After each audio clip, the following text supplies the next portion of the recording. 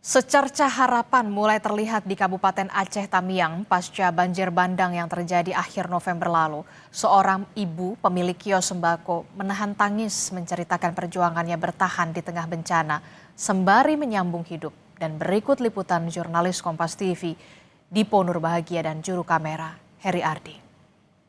Ini adalah salah satu pusat perekonomian di Kabupaten Aceh Tamiang. Dan usai bencana banjir bandang terjadi, warga mencoba untuk kembali memulihkan kondisi di sini secara mandiri. Bisa dilihat, pasar sedikit demi sedikit, tentu belum seutuhnya, tapi sudah mulai dapat beroperasi agar masyarakat di sini bisa menyambung hidup mereka. Saya akan coba masuk, saudara, untuk melihat situasi di pasar Kuala Simpang. Karena saya mendapat informasi bahwa ada satu toko sembako yang juga sempat terendam banjir bandang meskipun sudah naik posisinya ya, tapi tetap terendam bahkan dengan ketinggian yang cukup tinggi. Sebagian apa, Bu? Setinggi apa? Tinggi kepala kami. Setinggi kepala Ibu di sini? Iya. Oke, baik. Saya coba masuk ke dalam, Bu ya. Iya. Oke, ini salah satu toko sembako yang sudah mulai beroperasi. Saya akan coba tanyakan bagaimana aktivitas di pasar Kuala Simpang ini bersama dengan Bu Nur. Bu Nur, apa kabar, Bu? Ya, baik Pak. Baik, alhamdulillah, Bu. Bu, siap. Boleh saya lihat-lihat kondisi pasar toko Ibu? Oke, ini ada bawang putih, kemudian juga bawang merah, Bu ya. Ini bahan-bahan baru atau? Bahan-bahan baru Pak. Bahan baru. Iya. Datangnya dari? Dari Medan. Dari Medan, Sumatera Utara. Pemberian atau memang Ibu sudah membeli lagi? Kami belanja di sana Pak melalui orang. Meskipun Ibu terkena bencana? Iya Pak. Oke, boleh saya lihat ke dalam, Bu? Boleh bentar, Bu ya? Barang-barang yang dijual di sini ada yang ditaruh di atas, itu selamat, tapi yang di bawah Yang tidak. di bawah tidak selamat Pak. Ketinggiannya banjir saat itu setinggi apa? Seleher Pak. Seleher. Mungkin sebatas ini, Bu? Sebatas ini Pak. Oke. Cukup tinggi, Bu ya? Tinggi. Proses pembersihan material lumpurnya? Ini semalam tuh gotong royong Pak. Nggak bisa 1-2 orang, sampai 6 orang semalam tuh Pak. Untuk lumpurnya segini. Lumpurnya selutut? Di atas lutut Pak. Di atas lutut? Di atas lutut lumpurnya. Butuh waktu berapa hari, Bu? 3 hari Pak. 3 hari untuk membersihkan? 3 hari untuk pembersihannya. Sekecil ini 3 hari dan tidak bisa itu 6 seorang orang diri? yang bersihkannya. 6 orang ya? Iya. Dan ini juga belum seutuhnya bersih? Seutuhnya bersih. Toko Ibu juga nyaris tenggelam seutuhnya, bahkan bagaimana Ibu bertahan, Bu, untuk kemudian tetap bisa menyambung hidup?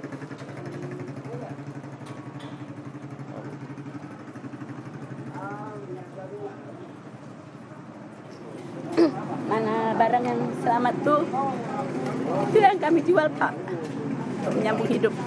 Karena barang-barangnya selamat. Hanya dengan barang-barang yang selamat Ibu berjuang menyambung hidup. Iya. Ibu tinggal dengan siapa, Bu? Dengan anak-anak Pak. Dengan anak-anak? Iya. Kondisinya saat ini? Anak-anak itu pencar-pencar Pak. Karena kami tidurnya di meja. Tidur di meja di mana, Bu? Sini. Ibu tidur di meja ini? Iya. Bisa ditunjukkan mungkin ya? Ini alas ini untuk tidur, Iya Pak. termasuk anak-anak? Anak-anak maka dikasih pengungsian Pak. Oh, anak-anak di pengungsian? Kan belanjanya melalui orang yang naik ke Medan Pak. Jadi kami ambil sayurnya kami jualin gitu Pak. Ibu tidak menaikkan harganya? Tidak Pak. Paling harga biasa aja Pak. Meskipun Ibu juga membutuhkan sebenarnya? Iya Pak. Ada mungkin yang ingin Ibu sampaikan, Bu? Bantuan apa yang Ibu butuhkan saat ini?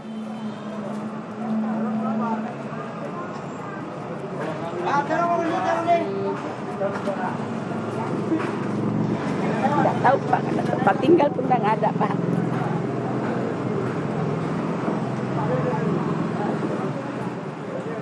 Tempat tinggal, Bu ya?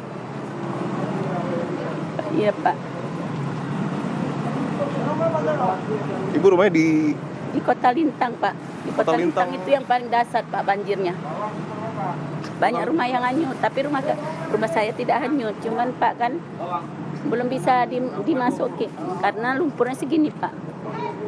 Untuk pembuangan tinggi jalan daripada halaman. Jadi kalau kita buang, ini lumpur masuk lagi ke dalam. Dan mau tidak mau ibu harus tidur di pasar saat ini. Iya, asal ada orang bawa makanan ngejar gitu, cari sendiri. Kalau untuk bantuan untuk desa belum ada Pak. Baru kalau di Kota Lintang tuh baru dapat beras 2 mu, roti 1, aqua 2 botol. Semoga sedikit banyak wawancara ini juga bisa membantu Bu ya, supaya ibu juga hidupnya, mohon maaf, bisa lebih baik lagi ke depan. Bu Nur, terima kasih Bu ya. Iya. Sehat-sehat sama-sama, selalu Bu. Pak. Iya. Oke, baik. Saya akan tunjukkan satu hal yang cukup memilukan lagi saudara, bahwa ternyata pasar Kuala Simpang tidak hanya digunakan untuk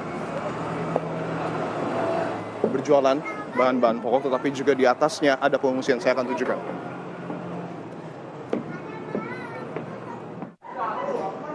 Posko darurat, posko pengungsian untuk masyarakat karena tidak ada, ataupun mungkin belum ada bantuan tenda dan posko utama pengungsian. Saya akan coba lebih ke dalam. Bisa dilihat ya, kondisi ibu tertidur di sini dan memang mayoritas adalah orang tua ya. Oke.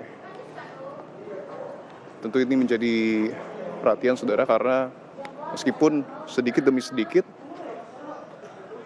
masyarakat berjuang untuk kemudian dapat pulih kembali bahkan secara mandiri, tetapi tentu yang menjadi perhatian adalah tidak hanya soal makanan, tidak hanya soal air bersih, listrik, bahkan tempat tinggal kini menjadi satu hal yang betul-betul harus diperhatikan oleh pemerintah, karena rumah mereka sudah hancur tapi posko pengungsian bagi mereka belum ada secara merata.